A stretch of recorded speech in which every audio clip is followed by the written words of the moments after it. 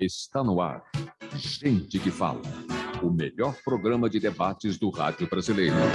Gente que Fala. Tem texto e direção geral do jornalista Fausto Camunha. Gente que Fala. Reúne de segunda a sexta-feira formadores de opinião para discutir as principais notícias do dia. Gente que Fala. Tem o selo de qualidade APCOM. Olá, boa tarde. O programa Gente que Fala está começando ao vivo pela rádio 365, com transmissão também pela UTV, a TV da internet e pelas redes sociais, Instagram, Facebook, nosso canal no YouTube. Tudo à sua disposição para você acompanhar a nossa jornada de hoje, terça-feira, até 13h. A gente quer você aí curtindo, comentando, compartilhando a nossa transmissão. Participe também pelo WhatsApp, 973350038 é o número. De novo, 973350038. Eu sou o Mauro Friesman, meio-dia em ponto. Hoje nós vamos conversar com a secretária municipal de Direitos Humanos e Cidadania da Prefeitura de São Paulo, Soninha Francini. Boa tarde, secretária Soninha, como estão as coisas? Muito obrigado pela sua presença mais uma vez no programa Gente que Fala. Boa tarde, Mauro. Boa tarde, ouvintes. Eu que agradeço pelo programa, pelos debates que vocês conduzem aqui e pelo convite. Vamos lá ao nosso primeiro assunto, secretária. Muitas questões importantes para a gente tratar, para a gente esclarecer e para ajudar na formação de opinião da nossa audiência. 12h01 agora no programa Gente que Fala, aqui pela Rádio 365, pela UTV e também pelas redes sociais. A Prefeitura de São Paulo iniciou ontem a retirada de barracas de moradores instaladas nas ruas, calçadas e em locais públicos da cidade. Desde fevereiro, a medida estava proibida após uma ação popular movida pelo deputado federal Guilherme Boulos e pelo padre Júlio Lancelotti. Em entrevista, o prefeito Ricardo Nunes afirmou que as barracas não seriam arrancadas à força, mas destacou que não é razoável que alguém defenda que as pessoas fiquem expostas numa barraca de rua, ou numa barraca na rua, né? Secretária Soninha Francini, antes da gente falar da retomada dessa operação, que prevê a desmontagem das barracas durante o dia e a remontagem durante a noite, vamos aqui contextualizar este problema da cidade de São Paulo. São praticamente 32 mil pessoas morando nas ruas, e é um número que pode ser bem maior, inclusive, porque a situação econômica do país não ajuda, as questões sociais não ajudam, e a gente observa que muitas pessoas estão indo para a rua mesmo, sem alternativa de moradia. Os fatores são esses, ou a gente pode levar em conta outros problemas para esse aumento cada vez maior de pessoas em situação de rua na cidade de São Paulo?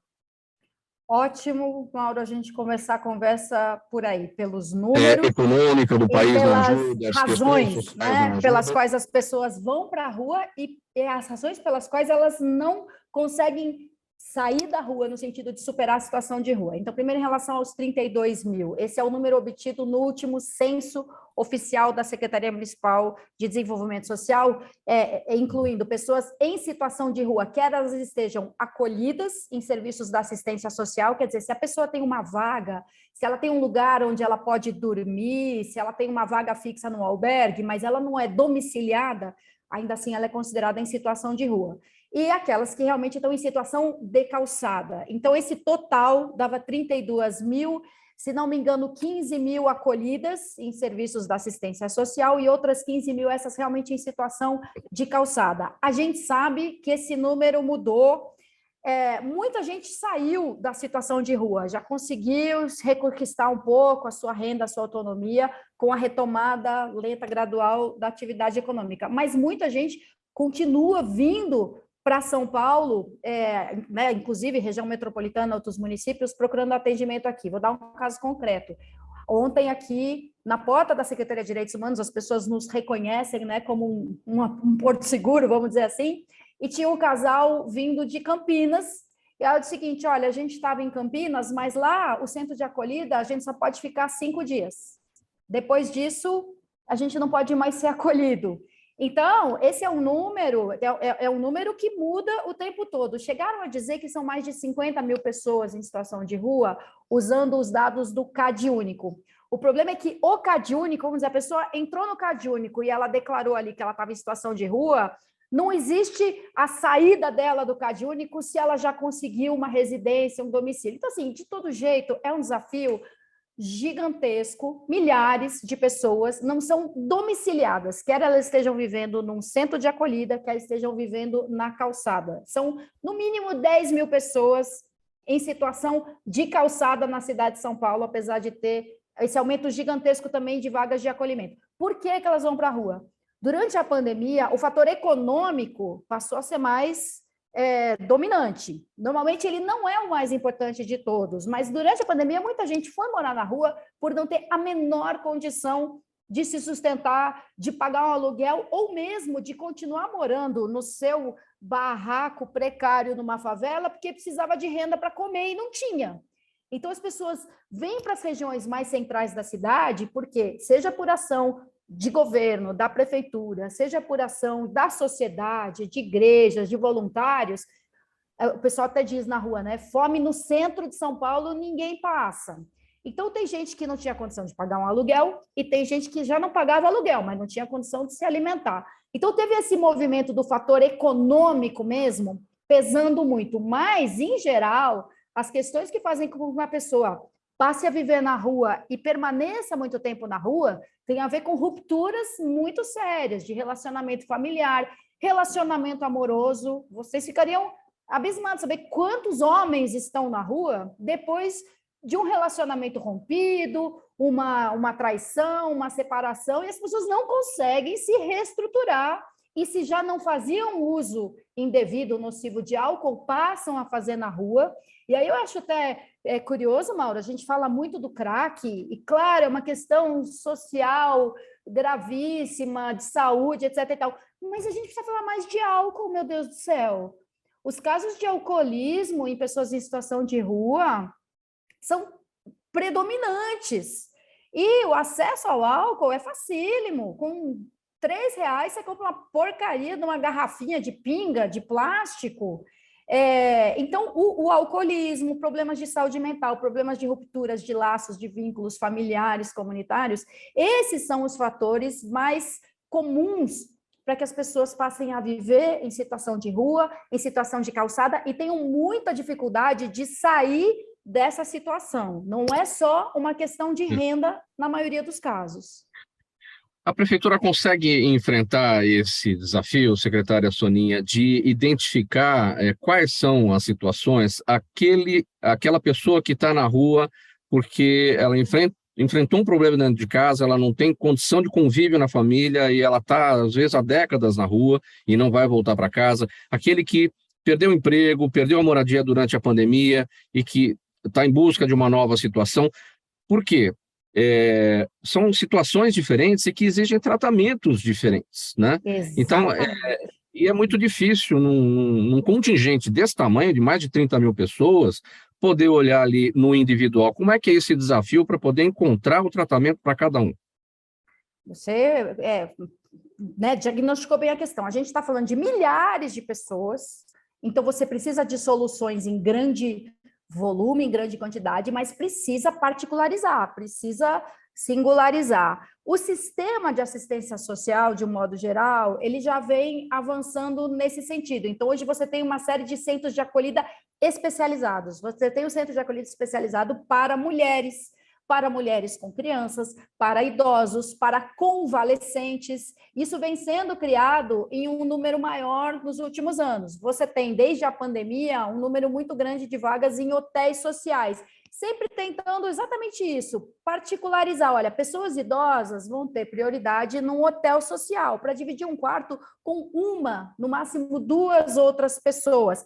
Convalescentes, pessoas que precisam, estão saindo de uma internação hospitalar e não tem para onde ir, então precisam também de um centro de acolhida especial.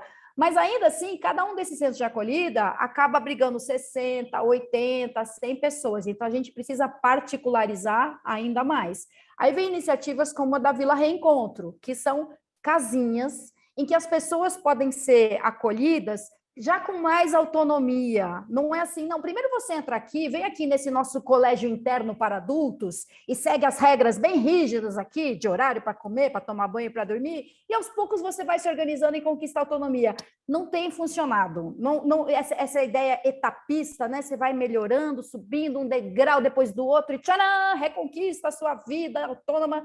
Não, a Vila Reencontro supõe, defende que as pessoas elas já começam a se organizar enquanto estão acolhidas pela assistência social. Então, ela já tem ali a sua casinha, a sua geladeira, o seu fogão, o seu banheiro, o seu chuveiro. Então, estão sendo criados vários serviços desafiadores, inovadores para o acolhimento às pessoas e às famílias em situação de rua.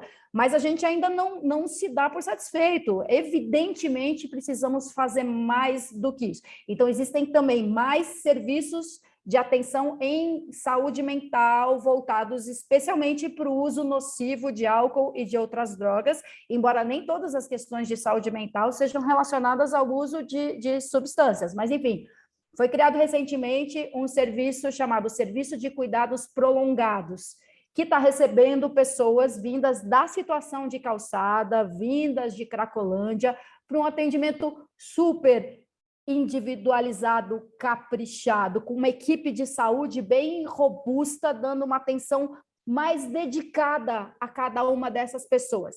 Tem um outro serviço chamado Pote Redenção, eu sou apaixonada por esse serviço. Pote é o Programa Operação Trabalho, é o pagamento de uma bolsa para que a pessoa possa aprender, ser capacitada em algum tipo, né, dos vários trabalhos possíveis. Então, ela recebe a bolsa para se dedicar a essa atividade de formação e de capacitação.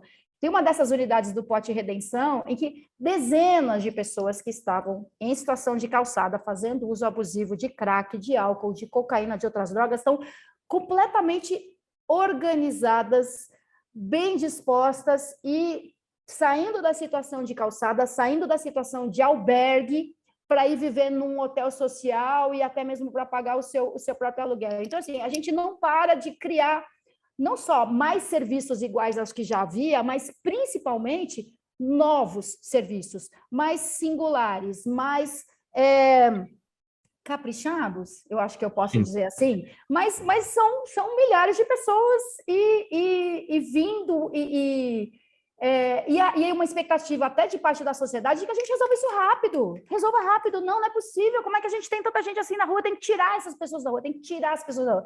Não, a gente tem que criar condições para que as pessoas superem a situação de rua e não acreditar que elas só estão na rua porque a gente não faz nada para tirá-las. Não é isso, não é simples, não é rápido. É complexo, são muitos fatores incidindo sobre isso, econômico, social, de saúde, familiar, etc. Agora, para a gente falar exatamente sobre o trabalho da prefeitura de retirada das barracas das ruas ou de desmontagem das barracas das ruas, que deu polêmica, e o deputado federal Guilherme Boulos, o padre Júlio Lancelotti, conseguiram ali aquela decisão para impedir isso, agora isso já foi derrubado. Qual é, de fato, a determinação do prefeito Ricardo Nunes em relação a isso? Na prática, o que a gente tem visto com os caminhões aí durante a operação, a retirada de móveis, de sofá, de colchões, enfim, coisas que identificam que aquela pessoa está ocupando a rua, ocupando aquele espaço, fazendo da rua a casa dela, né? Essa é a determinação, porque tem morador de rua ou pessoas em situação de rua dizendo, olha, levaram meus documentos, levaram meu cobertor, meus remédios. O que está acontecendo de fato? Vamos esclarecer.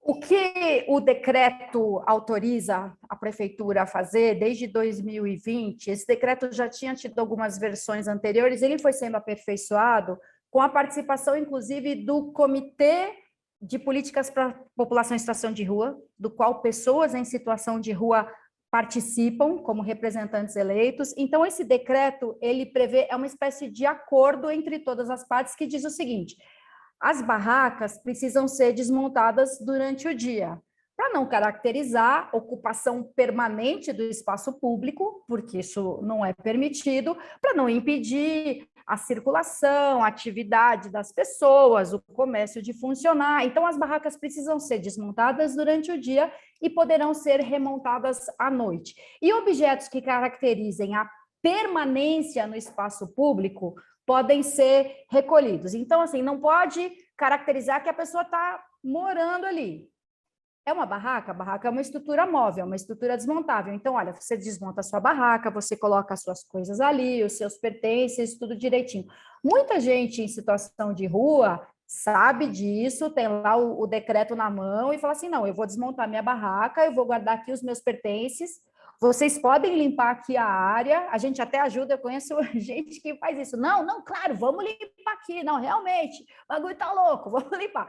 Desmonta a barraca, guarda os pertences e depois à noite monta a barraca de novo. Tudo isso está dentro da regra pactuada. Agora, se houver divergência, confronto, aí pode acontecer a coerção, né? Ah, você não vai desmontar a sua barraca, então, eu sinto muito, tá aqui, eu vou levar a sua barraca, tá aqui o seu contra-lacre e você vai lá retirar a barraca na subprefeitura, no depósito da subprefeitura. Essa é uma situação bastante desagradável, mas que ainda assim estaria ocorrendo dentro da regra, entendeu? Olha, eu pedi para desmontar a barraca, você resistiu, você não desmontou a sua barraca, você saiu da regra, eu vou levar a sua barraca, eu vou levar seus pertences e está aqui o seu contra-lacre.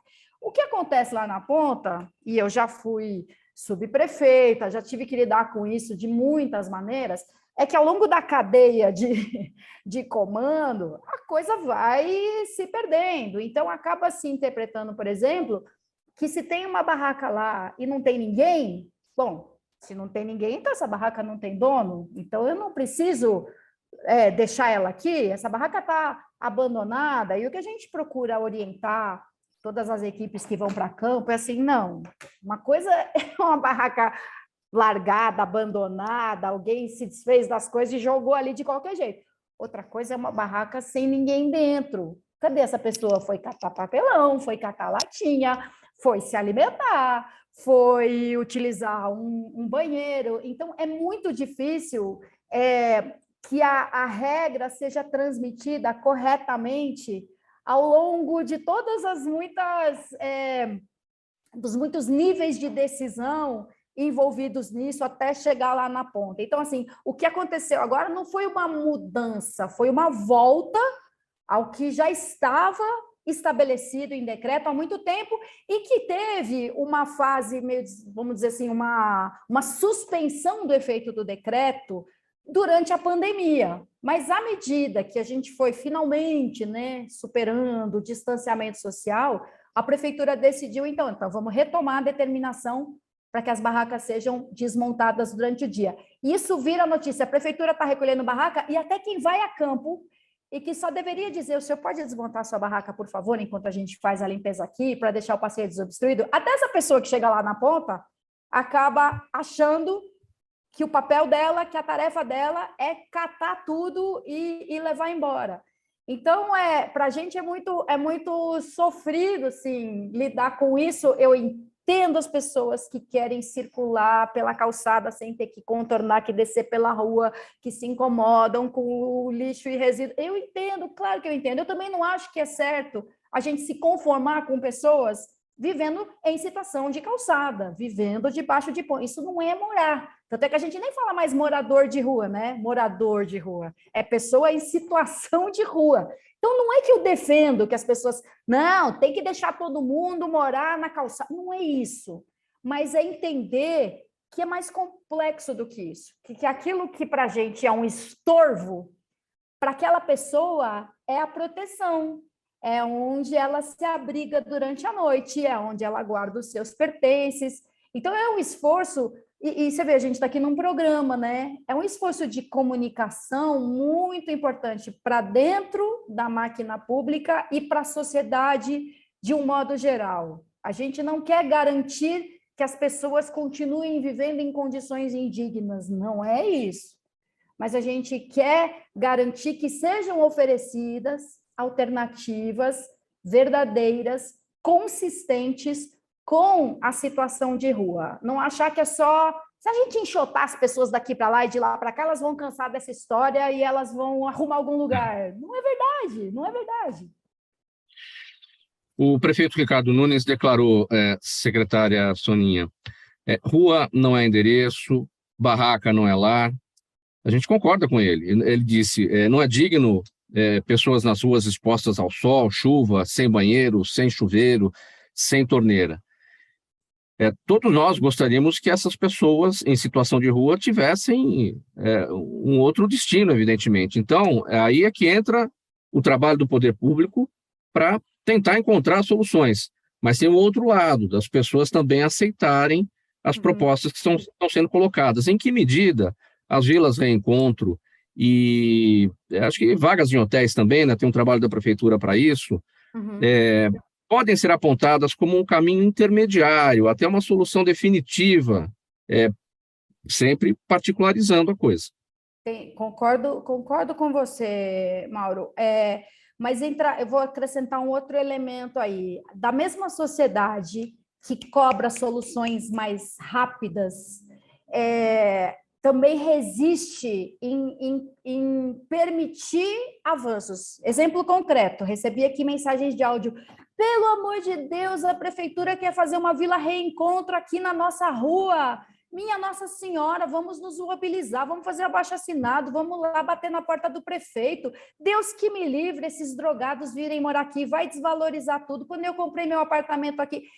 Isso está acontecendo agora em Santana, aconteceu aqui no Vale do Anhangabaú, aconteceram manifestações na Vila Maria, com a abertura de um novo centro de acolhida. Quando a prefeitura começou a alugar vagas de hotéis, foi muito difícil aceitar um primeiro hotel fechado durante a pandemia.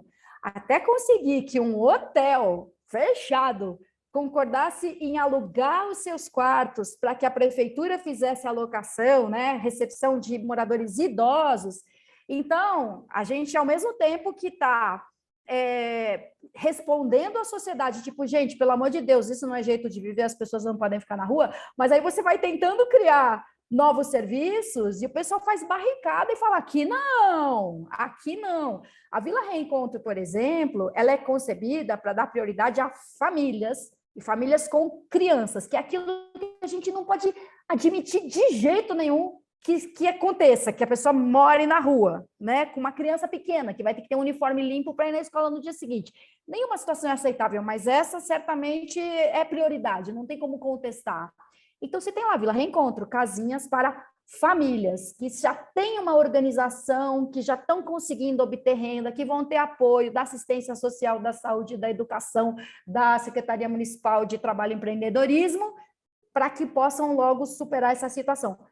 Aí o pessoal aqui no próprio, imagina, no Vale do Anhangabaú, onde a gente tem um convívio muito próximo com pessoas em situação de calçada, protestaram, vocês vão trazer a Cracolândia para cá, pelo amor de Deus. Isso, Mauro, num terreno que era um terreno baldio, que realmente era utilizado para uso de drogas, que era utilizado como banheiro a céu aberto. As pessoas tinham medo que esse terreno, que tinha rato, dejetos e uso nocivo de substâncias acontecendo ali em condições pavorosas, elas não queriam que esse terreno fosse convertido em uma vila reencontro para recepção de famílias. Então, também as pessoas se armaram de um medo de conviver com pessoas que estiveram em situação de rua, que têm trajetória de rua, que elas assim, é o seguinte, prefeitura, vocês têm que resolver, desde que não seja na minha rua, não seja no meu quarteirão, não seja no meu bairro. Então, sim, de novo, a gente continua fazendo muitos esforços para identificar locais transitórios, locais emergenciais para acolher as pessoas em situação de rua, e às vezes a gente é impedido pela mesma sociedade que exige providência em situação de rua. Eu não estou dizendo isso para me esquivar da responsabilidade, é para compartilhar o drama cotidiano que a gente vive. Mas, por outro lado, também é preciso dizer que eu nunca, desde que eu comecei a me envolver com as questões de pessoas em situação de rua, 2000 e pouco, desde que eu trabalhava em televisão ainda, eu nunca vi tanta gente se oferecendo para fazer alguma coisa. Eu nunca vi tantos proprietários de imóveis falando assim, olha, eu posso reformar o meu imóvel se a gente conseguir pensar alguma maneira desse imóvel servir para acolhimento de pessoas em situação de rua, para oferta de cursos de capacitação, de oportunidades de trabalho. Então, isso está acontecendo. A prefeitura está sendo procurada por comerciantes, por empreendedores, por organizações da sociedade civil, por investidores, dizendo, olha, eu estou vendo que o negócio é muito complicado e profundo. Então, nós aqui, sociedade civil, setor privado, nós queremos contribuir de alguma maneira. Então, também tem esse movimento acontecendo de identificar um prédio, mas aí o pessoal fala assim, tanto prédio vazio. Bom, um prédio vazio não tem hidráulica, não tem elétrica, tem infiltração, não tem porta, não tem janela, não tem elevador, tem um poço aberto. Então, também não é só porque tem um prédio vazio que a gente, como poder público, pode chegar e botar as pessoas lá para dentro. Mas tem muita coisa nesse sentido, também em andamento, com reformas de imóveis para receberem pessoas em situação de rua, não só para acolhimento, um lugar para elas dormirem, permanecerem, mas também com essas outras atividades super importantes. Capacitação profissional, elevação de escolaridade, atenção psicossocial e assim por diante. Secretária Soninha Francini, eu tenho um olhar muito próximo dessa questão pelo seguinte, porque eu vejo a situação exatamente da janela do meu apartamento. Eu sou vizinho do albergue da Barra Funda, na Avenida Norma Perutini Gianotti, esquina com... Sim, Boracéia.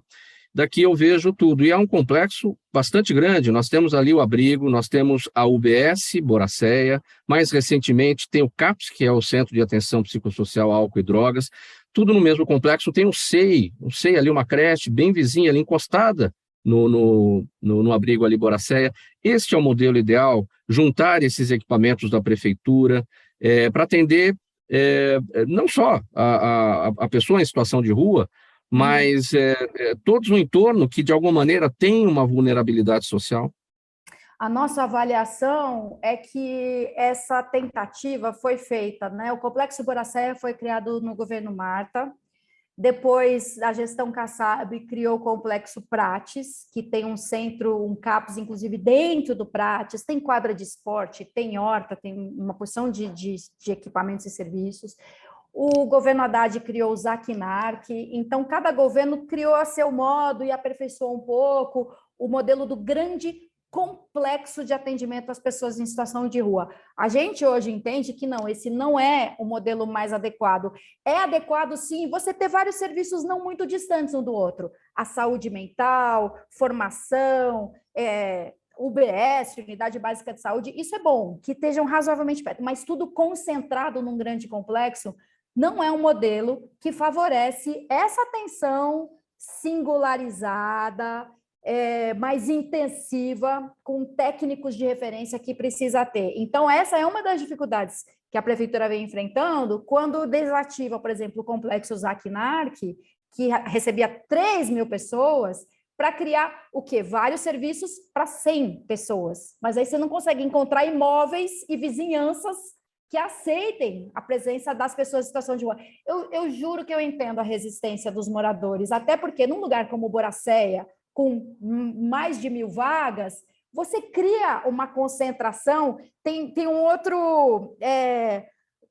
tem uma atividade no entorno, né, que se aproveita dessa presença muito grande de pessoas para atividades ilícitas diversas. Então, assim, eu entendo que a pessoa não queira que a rua onde ela mora passe a ser um ponto de concentração de determinadas atividades. Mas é justamente porque são equipamentos muito grandes, né? Onde você tem uma escola, eu morava perto da PUC. O fato de morar perto de uma universidade com milhares de pessoas circulando cria uma porção de transtorno na vizinhança. Tinha um pancadão atrás da PUC. Então, eu compreendo. Eu não estou condenando as pessoas pelo receio que elas têm. Mas o problema é que elas se apegam a esse receio e sequer escutam o que está acontecendo de verdade agora. Não é um lugar para 1.500 pessoas, é um outro tipo de serviço com uma atenção muito melhor que realmente permite que essas pessoas se organizem para superar a situação de rua. 12h29, programa Gente que Fala no ar, edição de terça-feira, aqui pela Rádio 365, com transmissão também pela AltV, a TV da internet, pelas redes sociais, Instagram, Facebook, nosso canal no YouTube. Hoje a nossa conversa aqui com a secretária de Direitos Humanos e Cidadania da Prefeitura de São Paulo, Soninha Francini. A gente tratou até aqui sobre a questão das pessoas em situação de rua. Vamos falar agora de insegurança alimentar, porque o combate à insegurança alimentar passa pela necessidade de articulação entre políticas públicas dos diversos níveis da administração pública.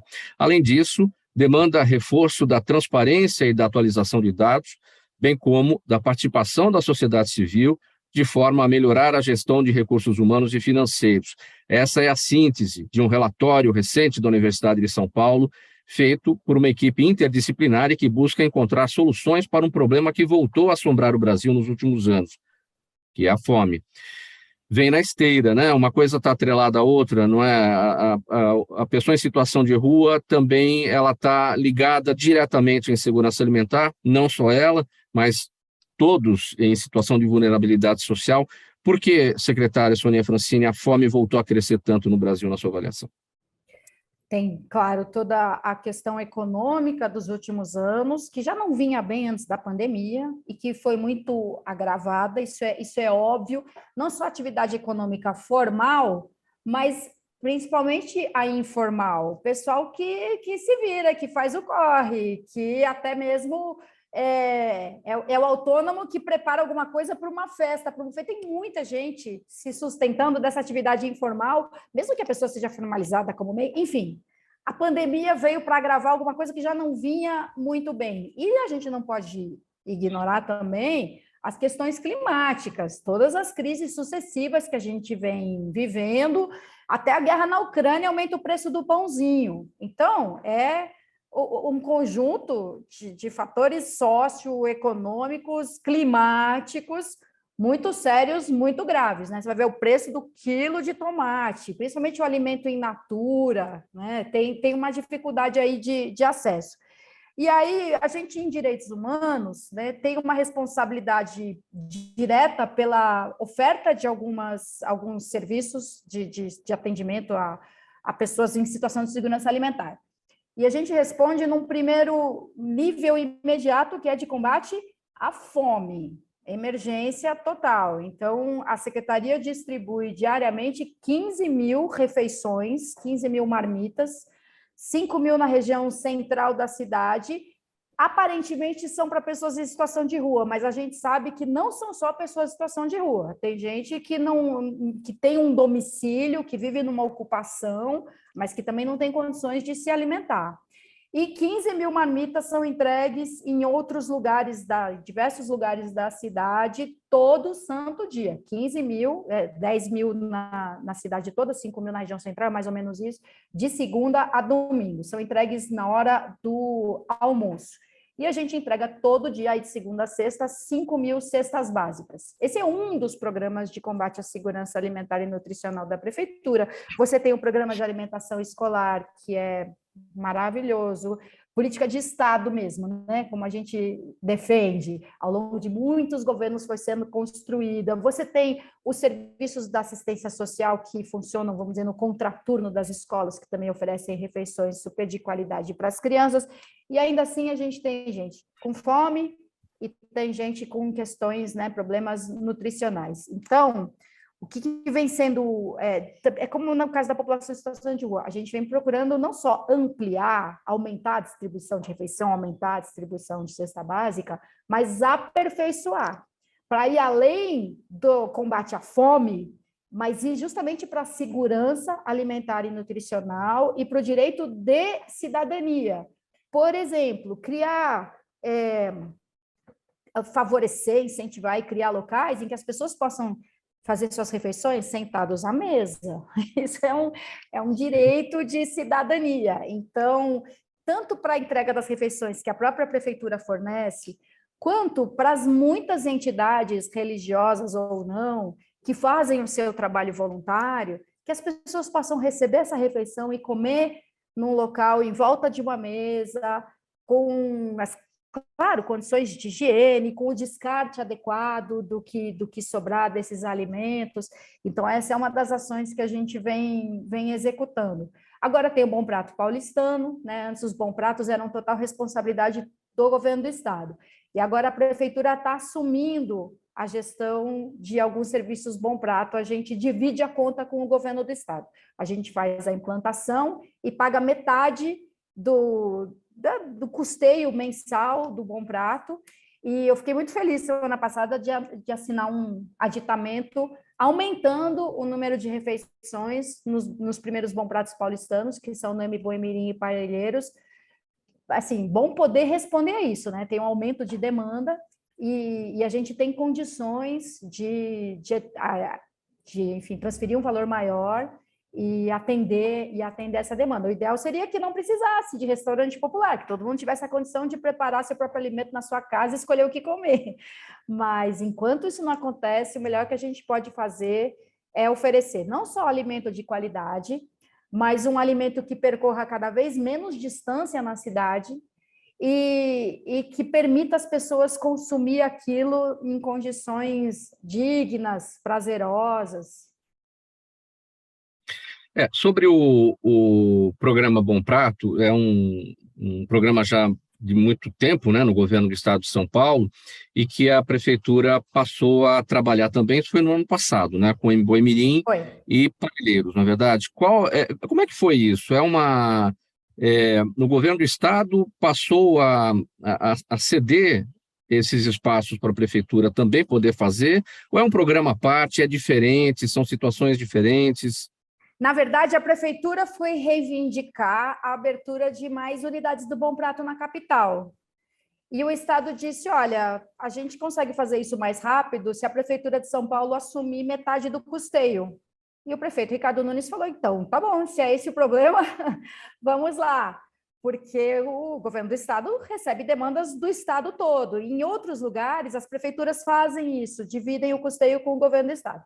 Então, o prefeito respondeu, bora lá, vamos resolver isso. Como uma das grandes, um dos grandes legados que o prefeito deixa para a cidade é o fato de ele ter nos liberado de uma dívida de 2 bilhões ao ano com a União, isso é uma coisa incrível. Agora cria um problema, porque o pessoal agora diz, dinheiro tem, não faz porque não quer, sem nem imaginar as dificuldades que a gente passa para conseguir executar as coisas, mas o fato é, pela primeira vez na história, realmente, a cidade tem um orçamento que nos permite expandir e ampliar muito mais as coisas por causa dessa negociação feita de maneira brilhante lá pelo secretário da Fazenda, pela procuradora-geral do município. Então, a gente agora consegue. Então, se o governo do estado nos diz, claro, a gente pode fazer mais unidade de Bom Prato desde que vocês paguem uma parte do custeio, o prefeito falou, claro, se é esse o problema, imediatamente. Então, já abrimos 2 unidades e temos mais 2 em planejamento. Esse é um bom exemplo, secretária Soninha, a senhora falou agora em programa de Estado. Esse é um bom exemplo de programa de Estado, daquilo que permanece independentemente da gestão, do partido que vença a próxima eleição, porque o que a gente muitas vezes vê é a descontinuidade de programas importantes, coisas que dão certo, pelo próximo partido que entra para a gestão, porque não quer deixar aquela marca que foi bem sucedida pelo partido adversário e que nesse momento não tem ganha-ganha, não existe isso. É a população em primeiro lugar. Tem o fenômeno em si da descontinuidade, que é óbvio, e que não necessariamente acontece na mudança de um governo, mas no meio de uma gestão, você tem, por exemplo, a gente está aqui na prefeitura, aí tem uma mudança no governo do estado. Então, a gente, às vezes, sofre com uns solavancos nisso. A prefeitura não mudou, mas o governo do estado mudou, mas o governo federal mudou, e a gente passa por dificuldades, assim, mesmo na metade do governo. Nem que seja pela transição em si. Vamos supor, o governo federal não tem nenhuma intenção de descontinuar tal coisa, mas, enquanto não fazem as mudanças todas lá, a gente fica um tempo sem receber o repasse. Então, sim, a descontinuidade em si é um problema, e quanto mais a gente puder garantir de maneira institucional, quer dizer, qual é a melhor garantia que tem? Lei. Porque um decreto pode ser revogado, uma portaria também, mas por meio de lei, a gente garante a existência. Mas o que acontece também é que às vezes só muda o nome do programa, e isso também causa uma sensação de descontinuidade que prejudica muito. Vou dar um exemplo clássico, o programa de Braços Abertos. Minha Casa Minha Vida. Minha Casa Minha Vida, que virou Casa, como é que chamava? Casa Verde e Amarela, e aí Casa Verde volta a Amarela. chamar Casa, Minha Casa Minha Vida. Aqui no âmbito do município, a gente teve um programa bastante controvertido, chamado de Braços Abertos, para atendimento aos usuários de crack, né, da cena aberta de uso ali da Cracolândia. O programa tinha uma intenção, uma concepção inicial muito interessante, que é, olha, gente, não é só saúde, não é só acolhimento, é tudo junto, é saúde, é acolhimento, é capacitação profissional, formação para o trabalho e coisa e tal. Isso foi muito bem concebido, mas a execução foi muito cheia de problemas, né? Porque, no fim das contas, você tinha o pagamento de um benefício, quer a pessoa se comprometesse de verdade ou não, se ela ia trabalhar ou se ela não ia, dava na mesma, não tinha... Então, isso gerou uma avaliação muito negativa na sociedade, para assim, pô, o governo está dando dinheiro para as pessoas usarem crack, não era essa a intenção, mas na prática acabou havendo esse desvio de finalidade, né? As pessoas eram acolhidas em hotéis no meio ali da cena de uso, recebiam um pagamento em dinheiro, fica muito difícil para o usuário conseguir super se organizar com o dinheiro na mão e o cheiro do crack ali e realmente manter o foco naquilo que ele se comprometeu a fazer, que era reduzir o uso e dar um outro rumo para a vida dele. Muito bem. Aí o governador, o prefeito Dória se elegeu, falando horrores, né, do Braços Abertos, e realmente o programa Braços Abertos. Algumas das coisas positivas do Braços Abertos continuam e super bem executadas, mas com outro nome. Então, as pessoas assim, tinha que ter o hotel social, tem, sabe como chama? SIAT 3, que também, pessoal, é ruim de nome, né? SIAT 3. Serviço Integrado de Acolhimento Terapêutico, nem eu sei o que quer dizer o SIAT. Mas, enfim, na época do De Braços Abertos, chamava hotel social. Porque você tinha alguns hotéis bem ali no olho do furacão, na cena de uso, e alguns hotéis fora da cena de uso, que todo mundo avaliava como aqueles que funcionavam melhor. Então, você tinha um em Heliópolis, um na Brasilândia. Pois hoje, esses hotéis continuam existindo, tem novas unidades, Ermelino Matarazzo, Penha, e são incríveis, e as pessoas realmente se organizam ali, elas já chegam ali estabilizadas, já não estão fazendo uso do crack, já tem alguma fonte de renda. Então, além da descontinuidade que realmente acontece, você tem a sensação de descontinuidade de coisas que mudam de nome. E aí parece que, mas nada vai para frente, um governo vem e destrói tudo que o outro fez, e é uma bobagem, é um erro, às vezes, nosso mesmo, das administrações públicas, de querer marcar uma diferença, quando algumas coisas são melhoradas, aperfeiçoadas, ampliadas, e a gente muda o nome e parece que elas deixaram de existir.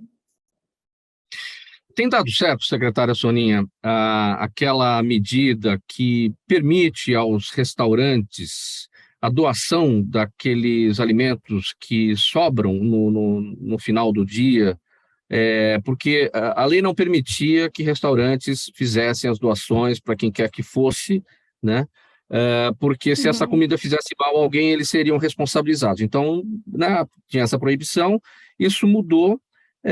A gente vê as pessoas em situação de rua vão na porta dos restaurantes, esperam ali com as suas marmitinhas esse momento de receber, não é resto de comida, é sobra limpa, enfim, coisa que é para o lixo e que vai alimentar as pessoas que não têm condições. Está funcionando isso para que os proprietários, os empresários, donos de restaurante sejam encorajados a fazer essas doações? Olha, do ponto de vista do que a administração pública, de como a administração pública participa disso, o que hoje em dia é muito mais bem organizado é a coleta do alimento pré-preparo, o alimento, aquele alimento fresco que não teria condições de comercialização ele não seria vendido e seria descartado. A gente já assim, opa, não, pera, daqui, tá feinho, mas tá ótimo, saudável, nutritivo. Então, você tem o banco de alimentos fazendo esse trabalho pela prefeitura.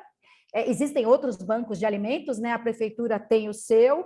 E existe uma coisa muito legal de um programa de combate aos desperdícios de alimentos, que é uma conexão mais próxima entre a Feira Livre e as organizações sociais do entorno. Então, é aquilo, aquele tomate meio amassadinho, aquela, né, coisa meio queimadinha, assim, que ia ficar no chão depois da feira e as pessoas iam lá fuçar.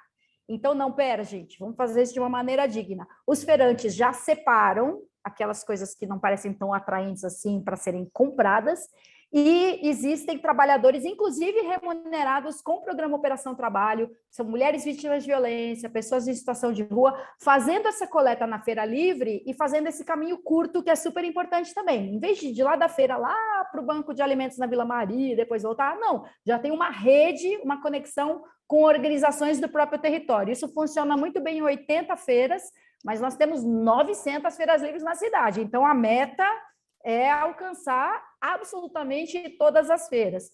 Agora, em relação aos alimentos já preparados, eu falo a verdade, a gente, como administração pública, não participa muito dessa relação entre os restaurantes e os beneficiados, depende mesmo da iniciativa de cada um. Eu acho que a gente precisa se envolver nisso também. Eu acho que não custa ajudar os restaurantes a construírem essa conexão direta. E também, de novo, eu entendo o restaurante que não vai querer dizer assim, não, mas se eu disser que eu estou dando comida aqui, vai formar uma fila na minha porta e vai criar uma confusão aqui para mim. Eu entendo.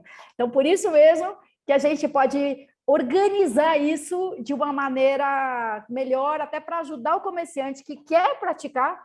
Essa lei ficou conhecida como a lei do bom samaritano, mas não quer ter um trabalho, né, de lidar com uma demanda que mesmo não é capaz necessariamente de administrar. Faltando 14 minutos para 1 da tarde agora, programa Gente que Fala, pela Rádio 365, com transmissão também ao vivo, pela UTV, a TV da internet, pelas redes sociais, Instagram, Facebook e o nosso canal no YouTube. Secretária Soninha Francini, secretária municipal de Direitos Humanos e Cidadania da Prefeitura de São Paulo.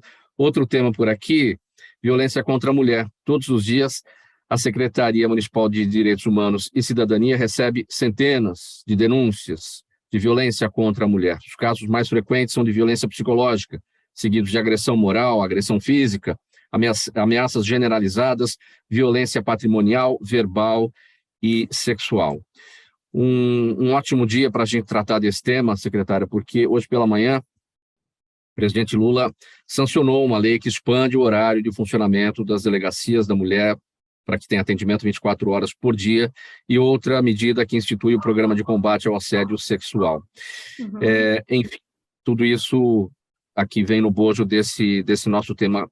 A senhora tem números de denúncias que chegam todos os dias para a Secretaria de Violência contra a Mulher? Vamos incluir aí também crianças, idosos, está todo mundo nessa mesma situação. Olha, eu não tenho os números atualizados desta semana, a gente acompanha isso continuamente, mas é até uma reflexão que as pessoas costumam fazer. Está aumentando o número de denúncias? Está aumentando. É porque está aumentando a violência ou porque está aumentando a oferta de serviços e a consciência das pessoas? As duas coisas. E, infelizmente, isso foi constatado no mundo inteiro. A pandemia, o distanciamento social, a necessidade de permanecer em casa aumentou, intensificou os casos de violência familiar, de violência doméstica. Mas também tem isso, a gente percebe que as pessoas começam a nos procurar os nossos serviços antes de chegar às formas mais graves de vias de fato. E o que eu acho muito importante fazer, também é responsabilidade do governo, da sociedade, dos meios de comunicação, é dizer o seguinte: não é para deixar chegar no ponto de chamar a polícia, não é para deixar chegar no ponto de precisar ir para uma delegacia, fazer um boletim de ocorrência e solicitar uma medida protetiva. É realmente importante detectar os sinais precoces de violência. A violência doméstica, ela é uma escalada, ela vai se agravando, vai progredindo. Então, a gente precisa fornecer para a sociedade para a mulher que está sendo vítima, para as mulheres todas, para os homens, esses sinaizinhos de alerta. A gente tem uma ferramenta chamada violentômetro. É um termômetro que diz, olha, xingou de vagabunda, falou que com essa roupa você não vai, falou que se te pegar com outro te mata. Olha, isso acende a luzinha amarela ali. E não adianta, Mauro, a gente dizer para a mulher, olha, se você estiver sendo vítima de violência moral, psicológica, corre na delegacia fazer um boletim de ocorrência. Eu acho que essa é a mensagem que a gente precisa mudar, que é o seguinte, procure um serviço de atendimento a mulheres, procura um centro de referência da mulher, um centro de defesa e convivência, procure assistência social, o CRAS, o CREAS, que é muito antes de chegar na etapa do boletim de ocorrência. Outro dia eu vi uma reportagem na televisão que dizia assim, qualquer sinal de mudança de comportamento do seu companheiro, procure uma delegacia da mulher. Não funciona. A mulher não quer ver o seu companheiro atrás das grades, ela quer que pare aquela situação, ela quer que pare aquela violência. Então, é muito mais produtivo a gente dar o recado para a mulher, procure atendimento socioassistencial, jurídico, psicossocial, para construir uma saída dessa sua situação, do que dizer, vai lá na polícia, denuncia esse cachorro, esse desgraçado, que ele vai ter que ir preso. É uma relação muito complexa essa com o agressor, é o pai dos seus filhos, muitas vezes. É alguém que se comporta de uma maneira absurdamente inadequada, violenta, agressiva quando está alcoolizado, e quando não está alcoolizado, o comportamento da pessoa é completamente diferente. Então, é uma montanha-russa para essa mulher lidar, que é muito mais produtiva a gente dizer para ela, procure atenção da assistência social, psicossocial, para que nunca chegue ao ponto de precisar abrir um boletim de ocorrência, para que você consiga romper essa relação prejudicial. Se for o caso, vamos junto na delegacia, vamos junto pedir uma medida protetiva. A gente tem esse serviço, inclusive a Casa da Mulher Brasileira, é um serviço 24 horas, que tem tudo ali, psicólogo, assistente social, brinquedoteca, casa-abrigo de passagem, delegacia, plantão da Defensoria, Ministério Público, Guarda Civil Metropolitana. Então, essa mensagem, vem aqui, e a gente te ajuda a decidir junto se é o caso de pedir uma medida protetiva. Porque a mulher sozinha tomar essa decisão, vai lá na delegacia, corre lá, faz um BO, pode ser muito duro, muito sofrido. Secretária Sônia Francini, a gente tem perguntas da nossa audiência aqui, 12h52, a gente tem 6, 7 minutos mais ou menos para 4 questões. A primeira delas, na verdade, mereceria um programa inteiro aqui para a gente tratar, mas a gente vai ter que tratar em 1 minuto no máximo. José Luiz Lopes está no Facebook, ele quer saber se tem solução para Cracolândia, secretário. Tem, desde que a gente leve em consideração que cada pessoa ali, cada indivíduo precisa de uma atenção técnica intensiva, especializada. Não adianta a gente achar que existe uma solução em massa. Então, tem que ter atenção em saúde mental, moradia e um acompanhamento bem próximo. Aí você pode não ter cenas de uso a céu aberto com essa concentração de usuários. Algumas pessoas diriam que também uma saída é a sala segura de uso. Então, você oferecer um lugar para essas pessoas com apoio de assistência social, de saúde, e que elas possam, né, já que elas têm essa condição, fazer o uso dessa substância em uma condição que favoreça elas também superarem essa dependência. Alguns países adotaram essa solução e concluem que esse era um jeito válido. Pelo YouTube, a Daniela Neves, secretária Sônia Francini, ela quer saber se a prefeitura tem algum programa específico para atendimento aos imigrantes que chegam a São Paulo. Temos um centro de referência e atenção ao imigrante, aqui na região central, perto da Brigadeiro Luiz Antônio, é o CRAI, CRAI, que conta também com unidade móvel, que faz um encaminhamento muito importante e muito bem feito. Assim, eu fico feliz que as pessoas vêm de outros lugares conhecer o CRAI para ver como ele funciona para reproduzir nos seus municípios.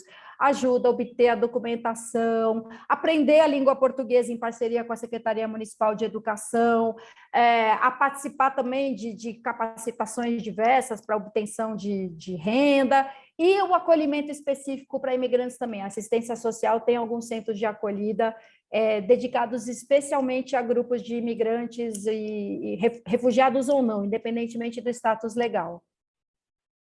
A pergunta da Sandra Vilela, que está com a gente no YouTube. Hoje em dia, secretária, já diante de toda a sua trajetória pública, a senhora ainda enfrenta violência política de gênero? Acho que todo mundo enfrenta. Mulheres têm todo um repertório, né, para desqualificar mulheres na política. Você não vê um político sendo agredido com base na aparência dele, no formato do corpo, no figurino, mas para as mulheres tem todo um repertório, né? Baranga, perua. Então, sim, acontece, mas o que a gente vai fazer a respeito? A gente vai enfrentar isso e vai continuar trabalhando. A gente, não só eu, todo mundo. E é incrível a partir das próprias mulheres, né, esse tipo de tratamento. Muitas vezes. É como o pessoal vai dizer assim, imagina que aquilo foi uma agressão racista, o agressor era negro. Sim, negros cometem atos racistas, mulheres cometem atos machistas, tem tudo isso. A gente está mergulhado nesse caldeirão, precisa prestar muita atenção para não fazer igual. E no Instagram, secretária, o Renato Maveri, talvez, a pergunta dele é boa. É mais fácil resolver a situação dos moradores de rua ou o Água Santa ser campeão paulista de 2023? Infelizmente, para mim, não está tão difícil assim o Água Santa ser campeão, mas a gente vai dificultar bem a vida deles. Somos egoístas, queremos mais um título. Eu sou palmeirense, naturalmente. Então, estamos juntos, secretária. Não vai ser tão fácil assim. Eles não sabem com que eles estão lidando. Primeira derrota no ano, veja. Se tiverem que ser campeões, que sejam campeões e vamos aplaudir. Enfim, faz parte do esporte e cada um na sua vez, né? Isso aí. Secretária, temos 2 minutos aqui para a sua despedida. Sua mensagem final, o que dizer nesse momento para o paulistano e aqui para o nosso ouvinte, para a nossa audiência. Repetir um pouco o que foi perguntado por alguns dos ouvintes, que eu disse algumas vezes.